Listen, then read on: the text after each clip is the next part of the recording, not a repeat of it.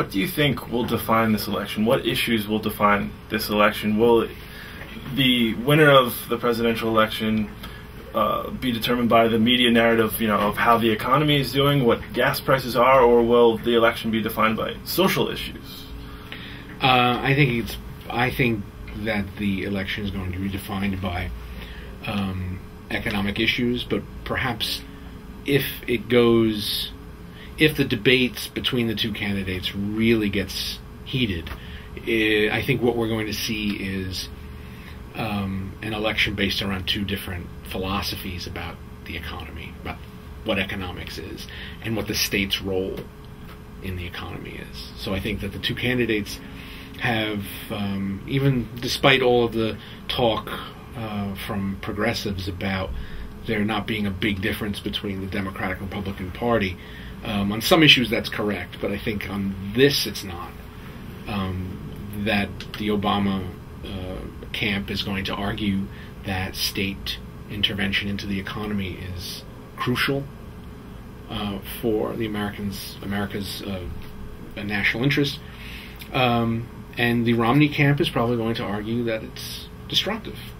It's basically be the same two narratives that have defined most of the 20th century in terms of politics. I'm trying to say, do you think it'll be a race to the bottom? Will it just be like, I'm better than him, rather than, I have the ideas to make this country better? It's going to be a mix of both. I mean, there has to be rhetoric.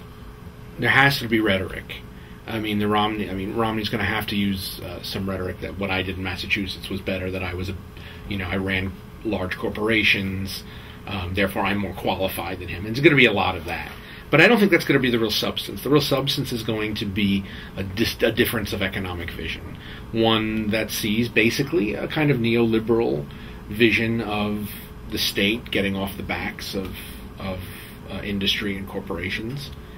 And the other that says no, that they have to pay their fair share, and that it's deregulation and state retraction from the economy that gave rise to the current crisis we're in. So I think, even depending on, I don't know how the narratives are going to work out in terms of the campaign rhetoric, but in truth, the substance is going to be clear. I mean, you're really going to see a substantive difference between the two philosophies of the candidates. It's already showing if you listen to Romney and Obama, the little tidbits that they're starting to throw at one another.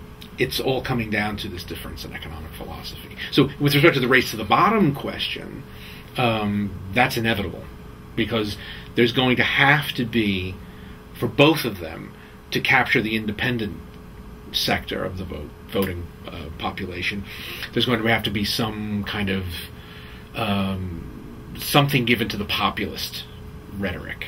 So there's definitely going to be, to some degree, a race to the bottom. And this happens most Democratic elections. And do you think there'll be the same enthusiasm as there was in 2008 about Barack Obama? Will voters turn out to the polls in the same fashion they did?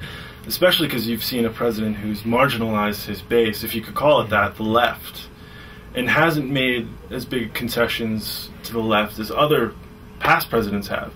Do you think, his more conservative policies of extending the Bush tax cuts, extending our wars in Iraq, do you think that'll keep people away from the polls and disenchanted with the system as a whole?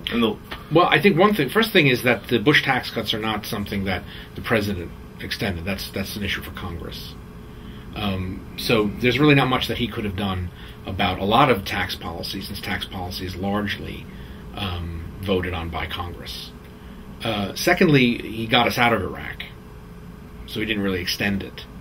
So if you look at facts based on what the interpretation is, I think the interpretation of people, I think that one of the things that was curious to me about 2008 was that there was way too much enthusiasm about Barack Obama, and secondly, that even after he got elected, everybody just packed up and went home and waited for him to do something. And that is the irresponsible way to do politics.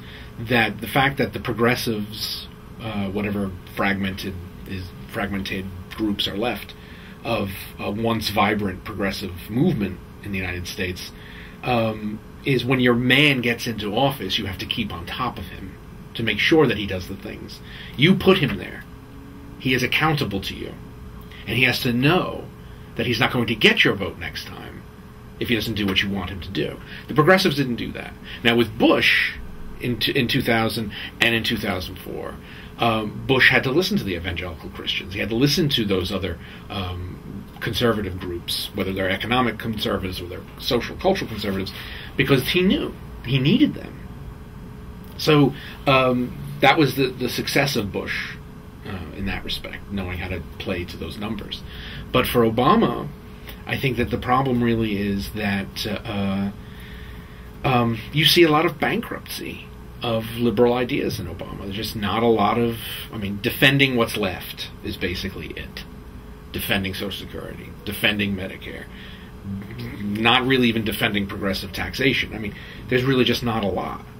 So there's really not a lot to whip up the base. So I think he's got I think he's going to win. It's not going to be by a huge margin, but I don't think the enthusiasm is going to be there the way it was in 2008. What are the consequences of a Romney presidency? What effect will that have on the American people? And if Mitt Romney wins the presidency, do you think he'll go into office with a Republican majority in the House and the Senate? How connected is the victor of the presidential campaign connected to the success of the congressional elections? Well, one thing is for sure: the Supreme Court's vote on the ability for unending money to be spent on campaigns, Citizens United decision, is a small taste of what you will get from a Romney administration. It's going to be extremely neoliberal. It's going to be very regressive in terms of tax cuts. And if if his economic policy follows what people like Paul Ryan and Marco Rubio and these other kind of Tea Party elements want, it's going to spell a massive disaster for the American economy. And you can see this, by the way, in what's happening in Europe now. The reaction to conservative governments in Europe, in France in particular, in the recent elections, and then the current runoff with Hollande versus Sarkozy, is that essentially the austerity program, in other words, the government's not spending money, but instead cutting taxes and letting corporations and the wealthy keep their money with the hope of a trickle down, that this is an absolutely bankrupt policy and with no social, scientific, or empirical support. It has been the mantra of right-wing governments since 1980, since Reagan, Thatcher, and the people in Europe, at least right now, are against it. If Romney wins, you're going to have a return to an even stronger austerity, and he's going to have a lot of support from the House. I don't believe that the Democrats will win the House. I think the redistricting and the demographics are against them in the House. The Senate now, because of the Citizen United, there's a lot of money being poured into the campaigns of right-wing and Republican for Senate seats. There's a possibility that they can capture the Senate. And that's the only thing at this point protecting what's left of the welfare state, basically, from being completely dismantled. Because everything that you see knocked down by Senate, that comes from the House. Paul Ryan's budget plan, for example, plans to redo Social Security. All of these things the only protection we've got right now is that thin majority in the Senate. So it's disastrous. It'll be disastrous for everybody but the top 1% of the wealth distribution in this country. Secondly, I do think that with the Tea Party ideology spreading, even though the Tea Party as a grassroots movement is kind of waning, but the idea that they've got their people in power, I actually also think that you're going to see a lot more of this on cultural issues. You're going to see a lot of changes in abortion legislation. You're going to see a lot of changes in affirmative action programs, in the funding of state university systems, and both at the state and obviously the federal level, the way funding is done in terms of student loans and Stafford loans. It's going to be a major regression. And there's really no reason to think otherwise. This is Romney what he says he'll do. These are the kind of policies that the House has put forth. It's not a prediction. They're just waiting for Obama to lose before they can just put it right up and get it signed by a presidency. And in truth, I mean, at this stage, there's no... If the Democrats lose the Senate and the presidency, I mean, they've got... there's no willingness on the part of the Republicans to compromise. It will be a radical shift to the right. I mean, and we're already pretty far right now in terms of policy, but it'll be a radical shift. Which candidate do you think would be better for the country? Well, I mean, Obama is better in terms of, only in the sense that his policies in a second administration, I think, will be bolder. I think he made a lot of major errors in terms of economic policy in this first administration.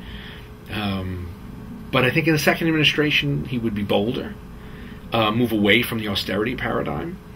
And I think that his complexity, his grasp of the complexity of economic policy is miles ahead of anyone else in the Republican Party. I mean, if you listen to the not only the rhetoric, I mean, that's always simplistic, I suppose, but if you listen to the policies and the arguments on economic policy by right-wing Republicans, I mean, it's staggering.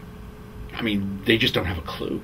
It's pure ideology. I mean, there's no empirical support for these kinds of policies leading to economic growth, or at least any kind of economic growth that will be beneficial to anyone else other than a class of owners. So it's pretty clear that even though Obama is not going to do the things that, say, a Roosevelt would do, or a Truman, or a Johnson, which would make him a great president, it's much better than the alternative.